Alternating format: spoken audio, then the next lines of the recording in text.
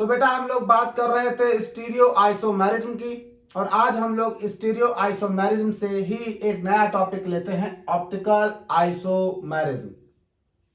Optical isomerism configurational isomerism का second type है। Configurational isomerism के दो टाइप होते हैं बेटा, ज्योमेट्रिकल और ऑप्टिकल। ज्योमेट्रिकल आइसोमेरिज्म मैंने आपको पार्ट 5 में पढ़ाई है। आज हम लोग कॉन्फिगरेशनल आइसोमेरिज्म का दूसरा पोर्शन यानी दूसरा पार्ट ऑप्टिकल आइसोमेरिज्म पढ़ने वाले हैं। बेटा ऑप्टिकल आइसोमेरिज्म में बहुत सारे कॉन्सेप्ट और बहुत सारे ऐसे टर्म्स आएंगे जिनका जानना आपके लिए जरूरी है और डिटेल में जानना जरूरी है। तो हम लोग ऑप्टिकल आइसोमेरिज्म को शुरू करते हैं और सबसे पहले हम लोग बात करेंगे ऑप्टिकल आइसोमेरिज्म के वो टर्म्स, वो चीजें जो ऑप्टिकल आइसोमेरिज्म में इस्तेमाल होंगी और उन टर्म्स का क्या मतलब होगा। हम बात करते हैं ऑप्टिकल आइसोमेरिज्म में सबसे पहले टर्मिनोलॉजी की। बहुत सारे ऐसे टर्म्स यहां पर इस्तेमाल किए जाएंगे जो आपको जानने जरूरी हैं। तो टर्मिनोलॉजी, जैसा कि आपने देखा है कि हमने लिख रखा है, बेसिक से शुरू करेंगे हम लोग। तो पहले आपको सारे टर्म्स मैं समझाऊंगा डिटेल में। जब सारे टर्म्स आप जान जाएंगे तब हम लोग ऑप्टिकल आइसोमेरिज्म की बात करेंगे। देखिए आपको टर्म्स में मैं सबसे पहली बात समझाता हूं। यहां पर एक वर्ड इस्तेमाल होता है, प्लेन पोलराइज्ड लाइट। बहुत सारे लोगों के मन में यह बात आ सकती है कि सर प्लेन पोलराइज्ड लाइट ही क्यों इस्तेमाल कर रहे हैं और ये है क्या। देखिए मैं आपको एक एग्जांपल देता हूं। अगर एक पार्क में 2000 लोगों का एक मेला लगा हो और उस मेले में जिस व्यक्ति का जहां मन हो वहां टहल रहा हो और आपको ले जाया जाए और आपसे पूछा जाए कि इस 2000 का जो मेला लगा है इसमें आप व्यक्ति देखिए कौन व्यक्ति किस दिशा में मुड़ गया, आप कैसे बता पाओगे उस 2000 सभी दिशाओं में चल रहे हैं। अगर कोई कहीं मुड़ भी गया तो आप कैसे जान पाओगे। लेकिन अगर वही 2000 लोगों की एक लाइन लगा दी जाए और आपसे कहा जाए ऑब्जर्व करना इस लाइन को, कोई इधर उधर तो नहीं मुड़ रहा है।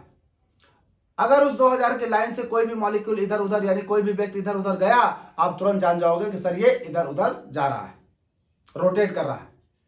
यही चीज होती है हमारे यहां ऑप्टिकल आइसोमेरिज्म में। अगर हम किसी भी ऑप्टिकल आइसोमर पर ऑर्डिनरी लाइट डालें, ऑर्डिनरी लाइट का मतलब यहां पर है ऐसी लाइट जिसमें वाइब्रेशन सभी पॉसिबल डायरेक्शंस में हो। तो अगर हम ऑर्डिनरी लाइट डालें जिसमें वाइब्रेशन सभी पॉसिबल डायरेक्शन में हैं, अगर उसमें किसी भी वाइब्रेशन में कोई चेंज भी आ जाए तो आप कैसे ऑब्जर्व करोगे, क्योंकि वाइब्रेशन तो पहले से ही सभी पॉसिबल दिशाओं में थे। इसलिए हम यहां पर इस्तेमाल करते हैं प्लेन पोलराइज्ड लाइट की, क्योंकि प्लेन पोलराइज्ड लाइट ऐसी लाइट होती है जिसमें वाइब्रेशंस एक ही दिशा में एक ही प्लेन में होते हैं। अगर उसमें जरा सा भी रोटेशन आया तो उस रोटेशन को हम क्या कर लेंगे, ऑब्जर्व कर लेंगे और हम जान जाएंगे कि कंपाउंड हमारे लाइट को रोटेट कर रहा है या नहीं कर रहा है। तो सबसे पहले यहां एक टर्म आता है टर्मिनोलॉजी में बेटा, प्लेन पोलराइज्ड लाइट। शॉर्ट में इसको कहते हैं पीपीएल, प्लेन पोलराइज्ड लाइट। देखिए होते क्या है और कैसे आपको प्लेन पोलराइज्ड लाइट प्राप्त होगी और कैसे आप जानोगे कि कंपाउंड ऑप्टिकल एक्टिव है कि इनएक्टिव है। देखिए बहुत ध्यान से, आप एक ऑर्डिनरी लाइट सोर्स ले लें, एक ऑर्डिनरी लाइट सोर्स ले लें। मैंने ये मान लीजिए बल्ब ले लिया, सोडियम लैंप ली जाती है आमतौर पर प्रैक्टिकल के दौरान। आपको समझाने के लिए मैंने एक ऑर्डिनरी लाइट सोर्स ले लिया। इससे निकलने वाली लाइट सभी पॉसिबल डायरेक्शन में वाइब्रेट करेगी, जिस दिशा में वो जा सकती है सभी पॉसिबल दिशा में जाएगी। वो ऐसी लाइट जिसके वाइब्रेशन सभी पॉसिबल डायरेक्शन में हो उस लाइट को बोलेंगे ऑर्डिनरी लाइट। लेकिन बेटा अगर इस ऑर्डिनरी लाइट को हम पास कर दें, इस ऑर्डिनरी लाइट को हम पास कर दें कहां से, निकोल प्रिज्म से। इस ऑर्डिनरी लाइट को हम निकोल प्रिज्म से पास करते हैं। अभी आगे बताऊंगा निकोल प्रिज्म क्या है, अभी आप बात को देखते रहे बहुत ध्यान से। अगर हम इस ऑर्डिनरी लाइट को निकोल प्रिज्म से पास कर दें ये हो गया आपके पास निकोल प्रिज्म। अगर हम इस ऑर्डिनरी लाइट को निकोल प्रिज्म से पास कर दें तो वो ऑर्डिनरी लाइट जिसके वाइब्रेशन सभी पॉसिबल डायरेक्शन में थे, जैसे ही हमने उसको निकोल प्रिज्म से पास किया, निकोल प्रिज्म से पास होने के बाद उस लाइट के वाइब्रेशन किसी एक दिशा में हो गए, मान लीजिए इस डायरेक्शन में हो गए, और एक दिशा में ही नहीं, पैरेलल भी, एक दिशा में एक प्लेन में हो गए। ऐसी लाइट को हम बोलेंगे plane polarised, plane polarised light.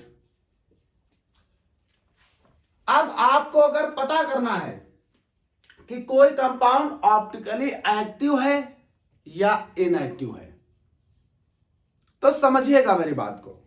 आप उस कंपाउंड पर, ये मान लीजिए कंपाउंड हो गया in the form of solution, आप उस कंपाउंड पर इस प्लेन पोलराइज लाइट को डाल दीजिए।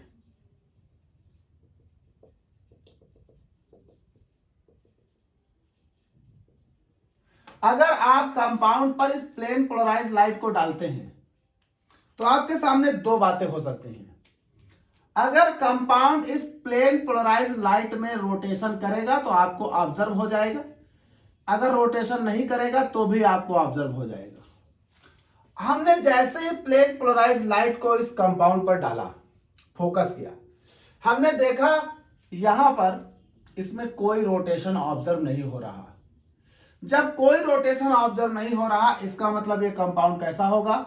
ऑप्टिकल इनएक्टिव होगा। लेकिन अगर प्लेन पोलराइज लाइट को यहां डाला और कंपाउंड में डालने के बाद प्लेन पोलराइज लाइट के जो वाइब्रेशन की डायरेक्शन थी वो चेंज हो गई, तो इसका मतलब कंपाउंड लाइट को रोटेट कर रहा है। और अगर कंपाउंड लाइट को रोटेट कर रहा है तो वो क्या कहलाएगा? Optically active compound. मान लीजिए ये वाइब्रेशन थे और यहां डालने के बाद वाइब्रेशंस ये हो गए, चेंज होकर मान लीजिए ये हो गए, इस दिशा में आ गए। एक में डाल लेते हैं, थोड़ा दूर बना लेते हैं ताकि स्पेस मिले। पहले वाइब्रेशंस कहां थे? इस दिशा में, ये। अब वाइब्रेशंस कहां हो गए? इस दिशा में, ये। अगर कंपाउंड ने प्लेन ऑफ पोलराइज लाइट को रोटेट किया है, अगर कंपाउंड ने प्लेन ऑफ पोलराइज लाइट को रोटेट किया है तो वो कंपाउंड कहलाएगा ऑप्टिकली एक्टिव।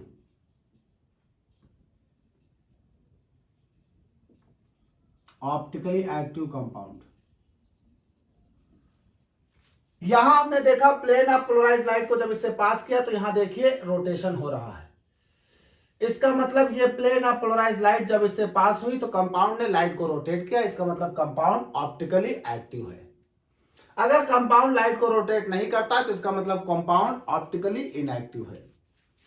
अब ये रोटेशन आप देखेंगे कहां से? तो यहां एक और निकोल प्रिज्म लगाइए,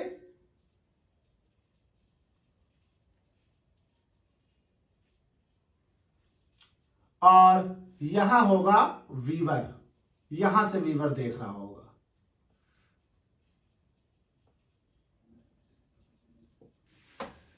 तो देखिए इस पूरी मैकेनिज्म को समझिए एक बार फिर से। एक ट्यूब लाइक स्ट्रक्चर होता है जिसका नाम होता है पोलैरीमीटर।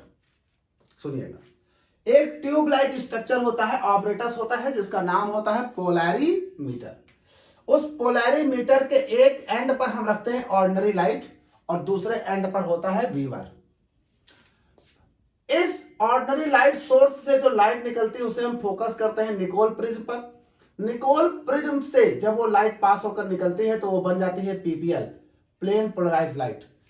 अब आपसे अगर कोई पूछे कि प्लेन पोलराइज लाइट क्या होता है, तो प्लेन पोलराइज लाइट ऐसी लाइट है जिसके वाइब्रेशंस एक ही दिशा में और एक ही प्लेन में हो। ऐसी लाइट जिसके वाइब्रेशंस एक ही दिशा में हो, एक ही प्लेन में हो। अगर आप डिफाइन करना चाहें तो आप कहेंगे a beam of light which has vibrations only in one plane one direction. तो प्लेन पोलराइज लाइट क्या होता है? A beam of light which has vibrations only in one plane, एक ही प्लेन में जिसके वाइब्रेशंस हो। तो ये हो गई प्लेन पोलराइज लाइट। अब प्लेन पोलराइज लाइट को कंपाउंड से पास करिए।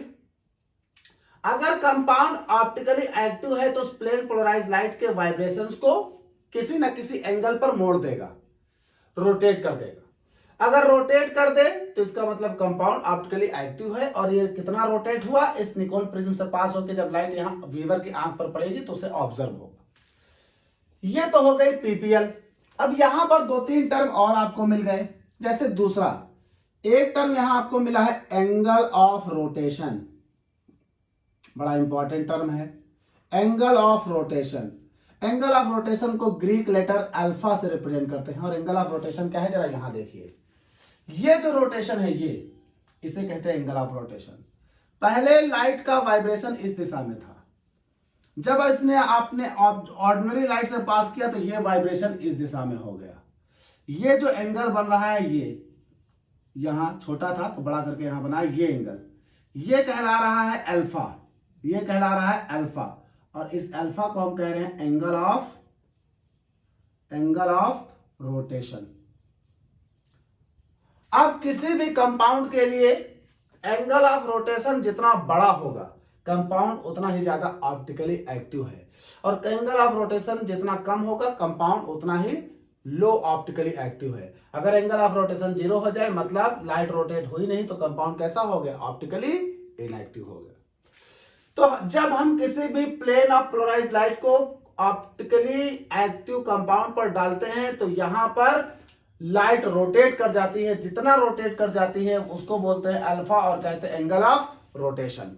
एंगल ऑफ रोटेशन हमें बताता है कि लाइट कितने डिग्री रोटेट हुई।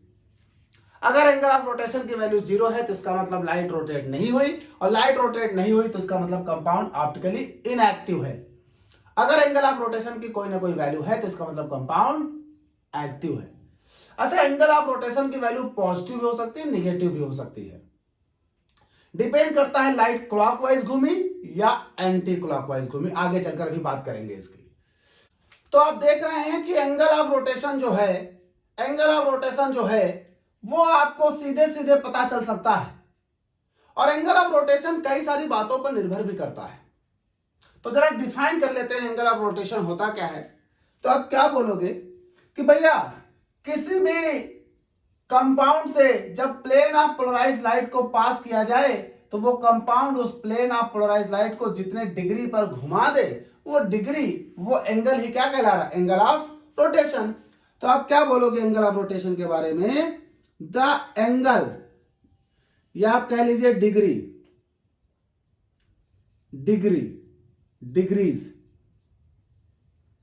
The angle through which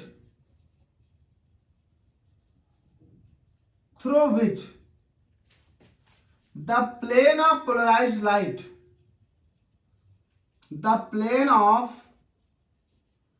polarized light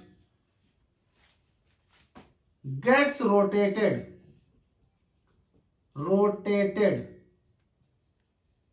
on passing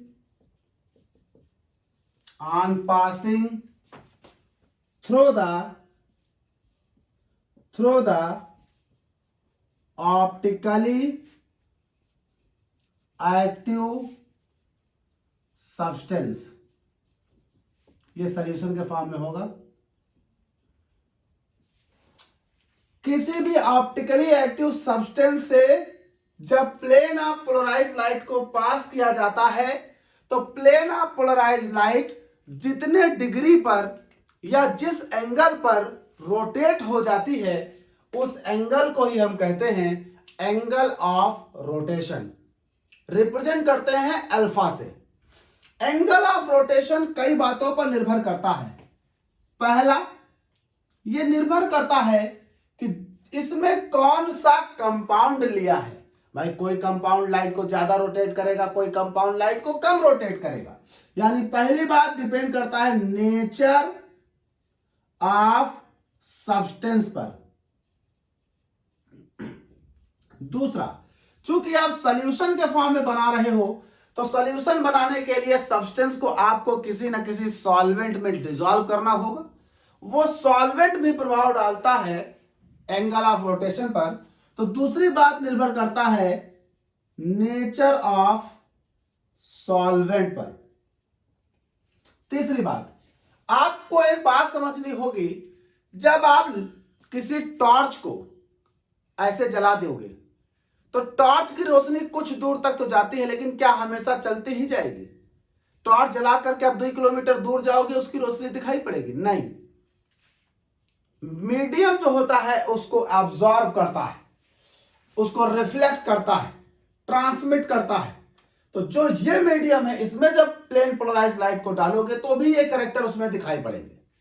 तो कितने डिग्री रोटेट हुई है ये इस बात पर भी डिपेंड करेगा कि जो सॉल्यूशन था इसकी लेंथ कितनी ली है आपने। जितना ज्यादा लेंथ लेंगे आपको उतना ही ज्यादा प्रभाव उधर एंगल ऑफ रोटेशन में दिखाई पड़ेगा। तो तीसरा पॉइंट यहां पर आता है length of the solution. Solution का लेंथ आपने कितना रखा है, या आप कहते हैं सीधे लेंथ ऑफ द ट्यूब। ये जो ट्यूब है इस ट्यूब की लेंथ कितनी है। अगली बात इस बात पर भी निर्भर करता है कि जो आपने इसमें सॉल्यूशन रखा है उसकी कंसंट्रेशन क्या है।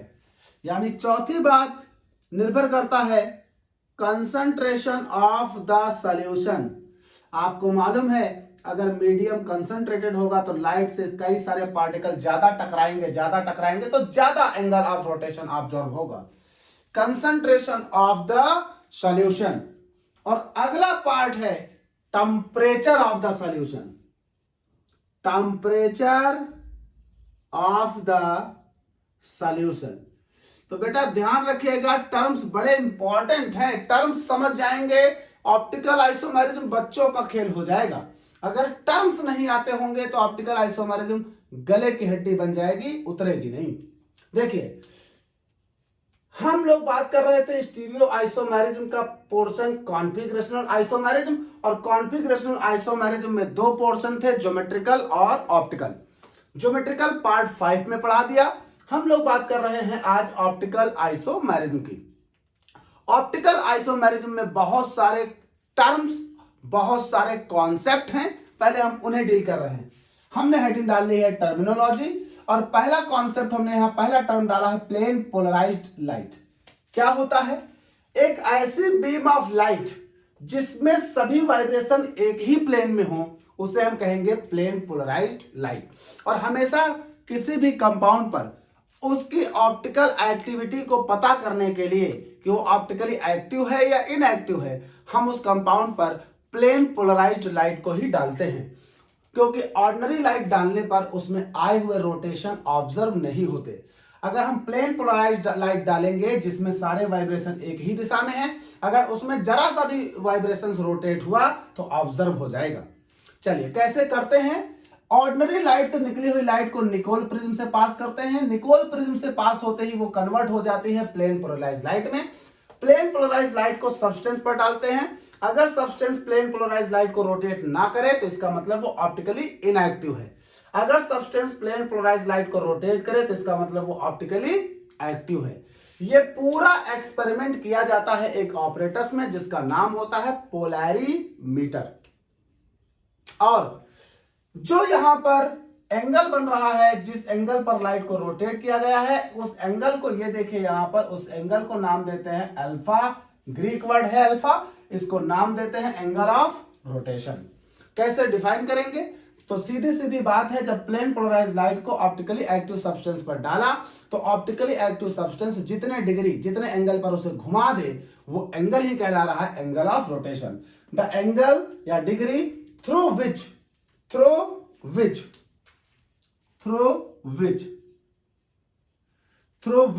the plane of polarized light gets rotated on passing through the optically active substance. Optically active substance से पास करने पर जितने डिग्री लाइट रोटेट हो जाए वो डिग्री ही कहला रहा है angle of rotation. Angle of rotation किसी भी कंपाउंड का अगर हम निकालेंगे तो सबका अलग अलग आ सकता है। क्यों? क्योंकि एंगल ऑफ रोटेशन कई बातों पर निर्भर करता है। पहला, एंगल ऑफ रोटेशन इस बात पर निर्भर करता है कि आपने कौन सा कंपाउंड लिया है, यानी नेचर ऑफ द सब्सटेंस।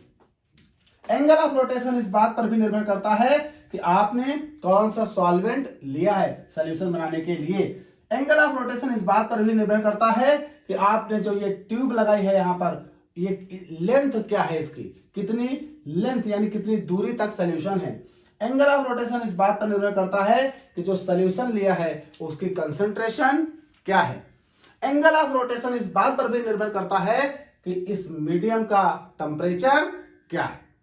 देखिए एक बात और जान लीजिए, आप दो जगह यहां निकोल प्रिज्म बेटा इस्तेमाल कर रहे हो। निकोल प्रिज्म दो जगह इस्तेमाल कर रहे हो।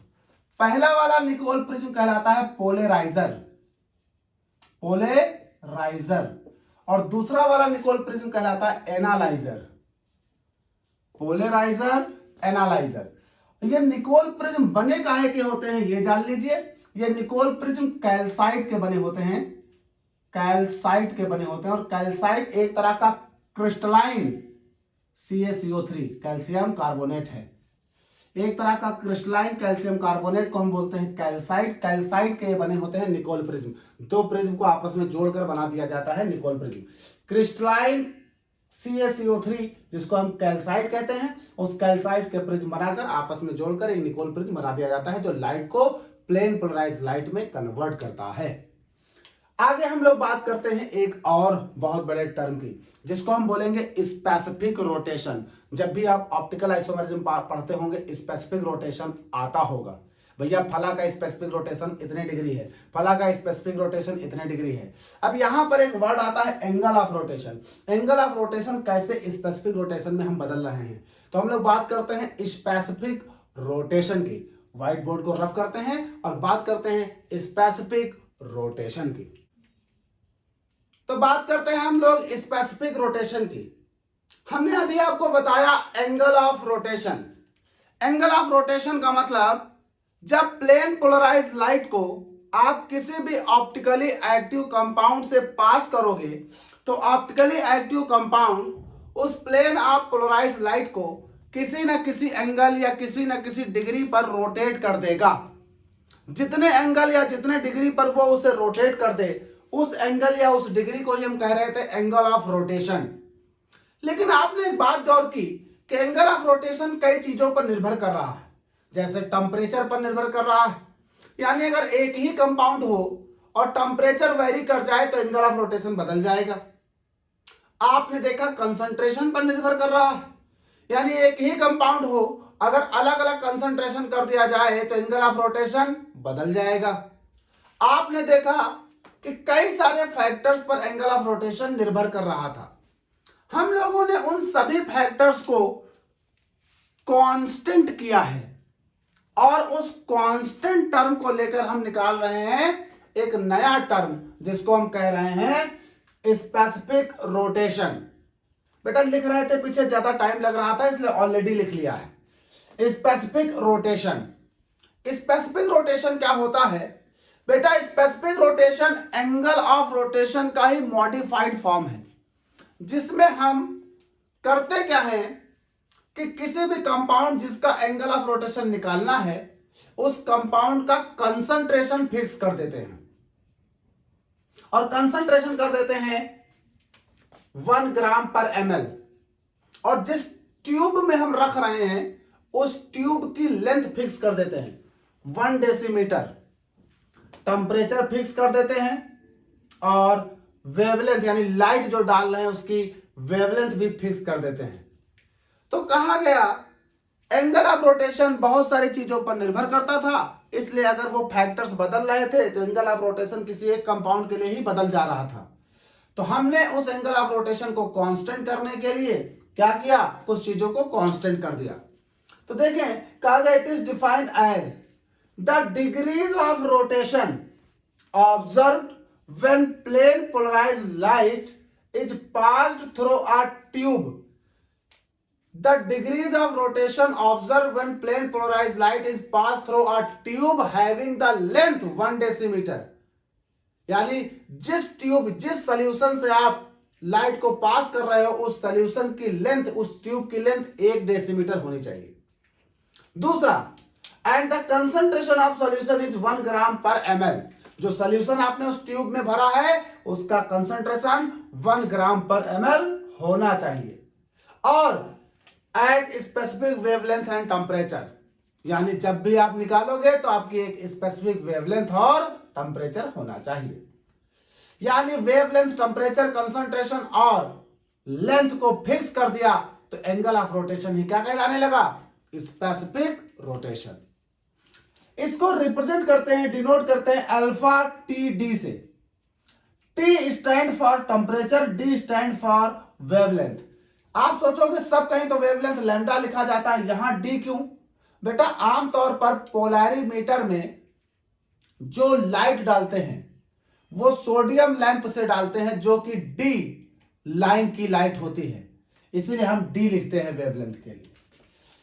और किस फॉर्मूले से दिया जाएगा स्पेसिफिक रोटेशन? तो specific rotation alpha T D equals to हो जाएगा alpha upon L into C, जहां पर अल्फा एंगल ऑफ रोटेशन है जो आपने ऑब्जर्व किया था, सी मीडियम की कंसंट्रेशन है और L length of the tube है। तो एंगल ऑफ रोटेशन बेटा किसी भी कंपाउंड को प्लेन पोलराइज लाइट के पाथ में रख दो। अगर वो प्लेन पोलराइज लाइट को रोटेट करता है तो ऑप्टिकल एक्टिव, नहीं करता तो ऑप्टिकल इनएक्टिव। अगर रोटेट करता है तो प्लेन पोलराइज लाइट को किसी ना किसी डिग्री पर रोटेट करेगा। जिस डिग्री पर वो प्लेन ऑफ पोलराइज लाइट को रोटेट करेगा वो डिग्री ही कहलाएगी angle of rotation. Angle of rotation निर्भर करता है जो आपने कंसंट्रेशन लिया है उस पर, जो आपने उसकी ट्यूब की लेंथ ली है उस पर, जो टेम्परेचर लिया है उस पर, जो लाइट डाल रहे हैं उस पर, बहुत सारे फैक्टर्स पर। कहा गया इन फैक्टर्स के बदलने से एंगल ऑफ रोटेशन बदल रहा है, इसलिए हम इन फैक्टर्स को कांस्टेंट करते हैं। नया टर्म दिया गया स्पेसिफिक रोटेशन।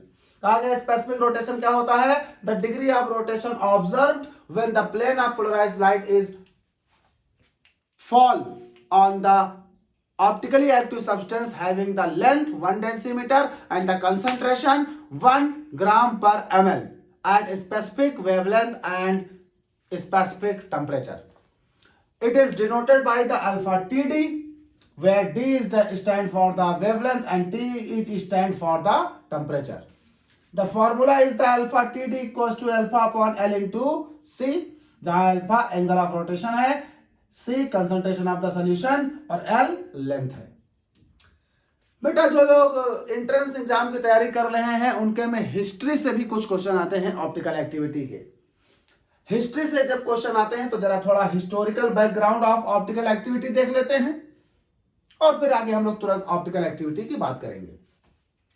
देखिए हिस्ट्री की अगर हम बात करें तो सबसे पहले 1811 में एग्रो नाम के एक साइंटिस्ट थे जिन्होंने ऑप्टिकल एक्टिविटी को inorganic compound potassium chloride, potassium bromate या पोटेशियम आयोडेट जैसे कंपाउंड्स में देखा था। इन्हीं कंपाउंड्स में ऑप्टिकल एक्टिविटी को बाद में 1813 में बियॉट ने देखा, उन्हीं कंपाउंड्स में। यानी हिस्टोरिकल बैकग्राउंड में याद रखिएगा 1811 में एग्रो ने इनऑर्गेनिक कंपाउंड में और 1813 में बियॉट ने कुछ इनऑर्गेनिक कंपाउंड में ऑप्टिकल एक्टिविटी देखी थी। और वो इनऑर्गेनिक कंपाउंड कौन से थे? KClO3, potassium chlorate, potassium bromate, potassium iodate, इस तरह के। उसके बाद 1815 में बियॉट ने फिर से ऑप्टिकल एक्टिविटी ऑब्जर्व की और इस बार ऑप्टिकल एक्टिविटी उन्होंने ऑर्गेनिक कंपाउंड में ऑब्जर्व की। और कौन से organic compound? Sugar, tartaric acid etcetera. लेकिन ऑप्टिकल एक्टिविटी पर सबसे पहले डिटेल स्टडी की लॉविस पास्चर ने, इसीलिए इनको ऑप्टिकल एक्टिविटी का जनक कहा जाता है। यही ऑप्टिकल एक्टिविटी पर सबसे पहले डिटेल स्टडी किए और जिस कंपाउंड पर इन्होंने ऑप्टिकल एक्टिविटी पर डिटेल स्टडी की वो कंपाउंड था टार्टरिक एसिड। और डिटेल स्टडी करने पर इन्होंने पाया कि जो ऑप्टिकल एक्टिव कंपाउंड्स हैं उसमें कई सारे फॉर्म्स पाए जाते हैं जिनको उन्होंने नाम दिया D form, L form, DL mixture, DL compound, so on. आगे बात करेंगे अभी। उसके बाद 1873 में विल्सनियर ने इलेक्ट्रिकल एक्टिविटी फिर से देखी किस कंपाउंड पर, लैक्टिक एसिड पर, और लैक्टिक एसिड के इन्होंने 3 फॉर्म्स बताए, डी फॉर्म, एल फॉर्म और डीएल फॉर्म। यह हो गया आपका एक हिस्टोरिकल बैकग्राउंड। चलिए अब हम लोग शुरू करते हैं ऑप्टिकल एक्टिविटी। ऑप्टिकल एक्टिविटी यानी ऑप्टिकल आइसोमेरिज्म में ऑप्टिकल एक्टिविटी रफ करते हैं, बात करते हैं ऑप्टिकल एक्टिविटी क्या है। तो बेटा आप लोगों ने जान लिया प्लेन ऑफ पोलराइज्ड लाइट क्या होती है, आपने जान लिया पोलैरिमीटर क्या होता है, आपने जान लिया एंगल ऑफ रोटेशन क्या होता है, आपने जान लिया कि एंगल ऑफ रोटेशन को कौन कौन से फैक्टर्स प्रभावित करते हैं, साथ ही साथ आप लोगों ने पढ़ लिया स्पेसिफिक रोटेशन क्या होता है। इतनी बातों में आपने एक बात बीच में देखी है कि अगर कोई कंपाउंड लाइट को रोटेट करता है तो वो कंपाउंड ऑप्टिकली एक्टिव है, और अगर कोई कंपाउंड लाइट को रोटेट नहीं करता तो वो कंपाउंड ऑप्टिकली इनएक्टिव है। यहीं से एक टर्म आता है ऑप्टिकल एक्टिविटी। ऑप्टिकल एक्टिविटी, चलिए भाई देखते हैं। कहा गया कि अगर किसी कंपाउंड के ऊपर प्लेन पोलराइज्ड लाइट डाली जाए और वो कंपाउंड प्लेन पोलराइज्ड लाइट को रोटेट ना करे तो वो कंपाउंड ऑप्टिकली इनएक्टिव है। अगर किसी कंपाउंड पर प्लेन पोलराइज्ड लाइट डाली जाए और वो कंपाउंड लाइट को रोटेट करे तो वो कंपाउंड ऑप्टिकली एक्टिव है। और कंपाउंड की लाइट को रोटेट करने की ये प्रॉपर्टी कहलाती है ऑप्टिकल एक्टिविटी। तो देखें जरा, कहा गया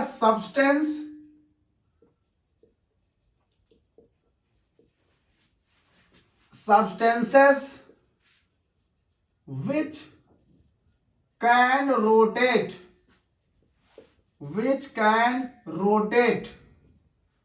the plane of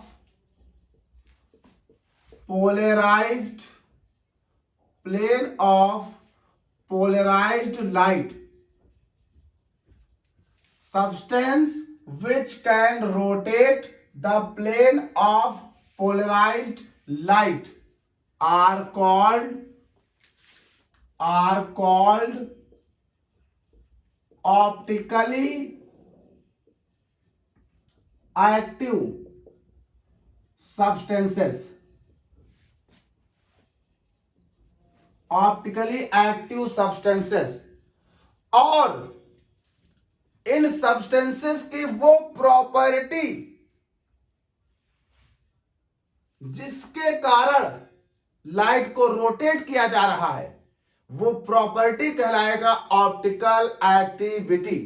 and the property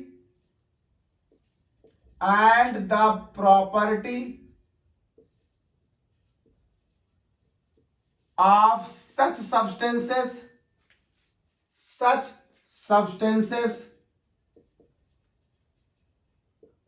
to rotate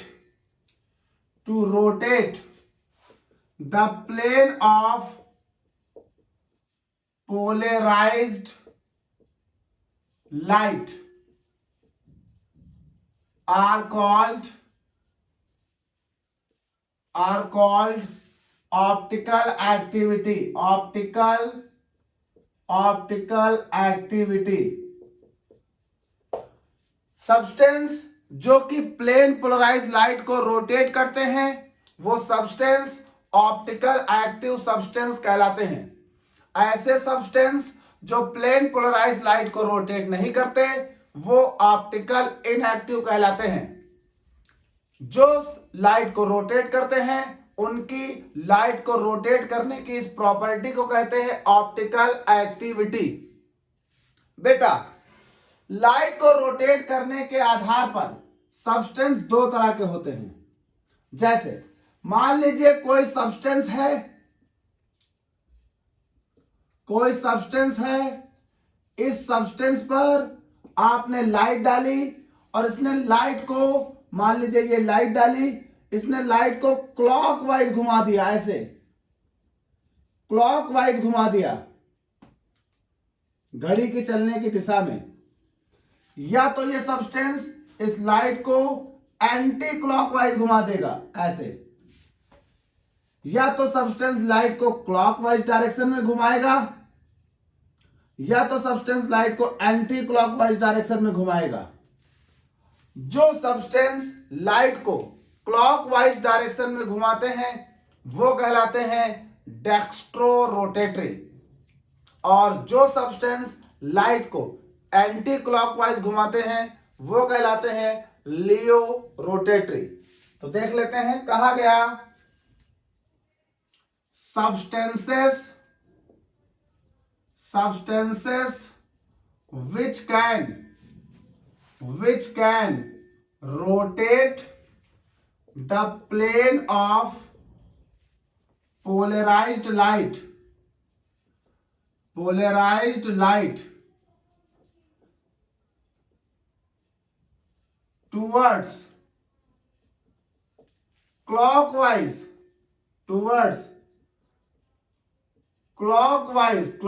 मतलब राइट हैंड साइड की तरफ, राइट हैंड साइड की तरफ। कहा गया substances which can rotate the plane of polarized light towards clockwise are called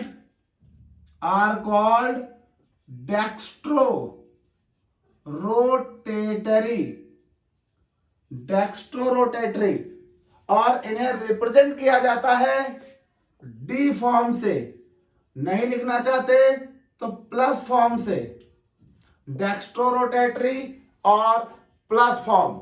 वहीं दूसरे सब्सटेंस जो प्लेन ऑफ पोलराइज्ड लाइट को एंटी क्लॉकवाइज घुमाए, यानी substances which can rotate the plane of polarized light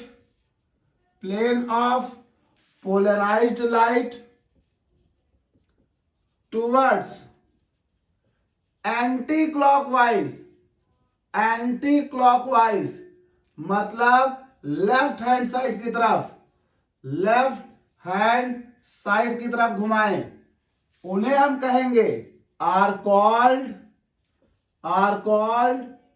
Leo rotatory, और represent करेंगे small L form से या माइनस फॉर्म से। एक बात याद रखिएगा कि अगर सब्सटेंस लाइट को रोटेट ही नहीं करता तो वो ऑप्टिकली इनएक्टिव है, फिर वहां डी और एल फॉर्म्स नहीं बननी है।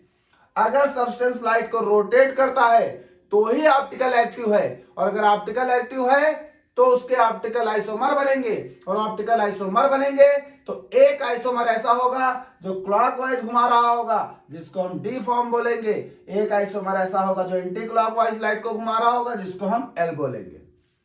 अच्छा, एक बात याद रखिएगा, एक नोट याद रखिएगा, ये जो डेक्स्ट्रो और लियो वर्ड हैं, ये जो डेक्स्ट्रो और लियो वर्ड है बेटा, ये लैटिन वर्ड हैं, लैटिन, जिसमें डेक्स्ट्रो का मतलब होता है राइट और लियो का मतलब होता है लेफ्ट।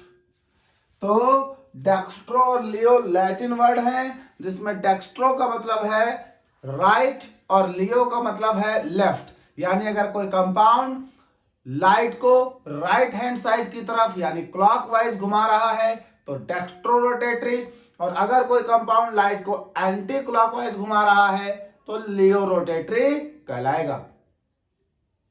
इसी के साथ साथ, इतने टर्म्स के साथ साथ आपको कुछ चीजें और जाननी है। जैसे एक वर्ड आता है काइरलिटी, काइरल कार्बन, काइरलिटी क्या होती, काइरल कार्बन क्या होता है। साथ ही साथ आपको सिमेट्री असिमेट्री जाननी है, साथ ही साथ आपको सुपर इम्पोजिबिलिटी और नॉन सुपर इम्पोजिबिलिटी जाननी है। कुछ टर्म्स और जानने हैं, chirality, molecular chirality, super imposable, non super imposable, symmetry, asymmetry, so on. तो बात करते हैं, व्हाइट बोर्ड रफ कर लें, बात करते हैं कायरलिटी क्या होती है, कायरल कार्बन क्या होता है, super imposable, non super imposable क्या होता है, सो ऑन।